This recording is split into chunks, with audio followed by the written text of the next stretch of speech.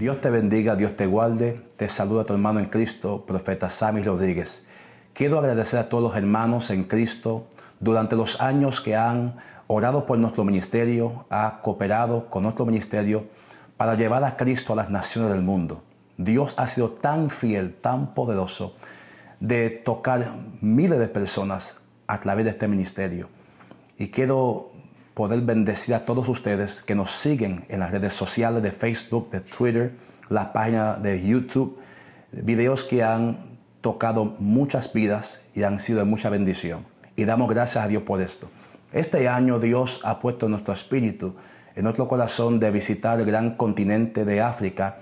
Estaremos en 4 naciones de África, que es Kenia, Zambia, Uganda y Madagascar. El Señor Jesucristo nos da un mandato y es ir por todo el mundo y predicar este evangelio a toda criatura. ¿Cuál es el evangelio que tenemos que predicar? La muerte, la sepultura y la resurrección de nuestro Señor Jesucristo. Este es el evangelio que el apóstol Pablo decía que fue el evangelio que recibió, está parado y está firme en ella. Y amados, en este tiempo, con tantas malas noticias, necesitamos traer las buenas noticias de salvación.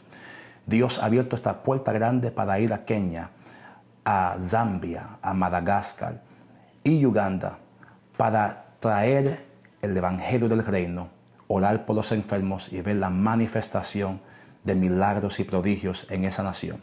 La palabra de Dios dice en Romanos capítulo 10, verso número 13: porque todo aquel que invocare el nombre del Señor será salvo.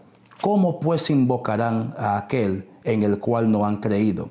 ¿Y cómo creerán en aquel de quien no han oído? ¿Y cómo oirán sin haber quien les predique? Y esta es la razón que estamos aquí. El mensaje del Señor Jesucristo será predicado a toda criatura y creemos en una manifestación gloriosa del poder de Dios en Kenia, Uganda, Zambia y Madagascar.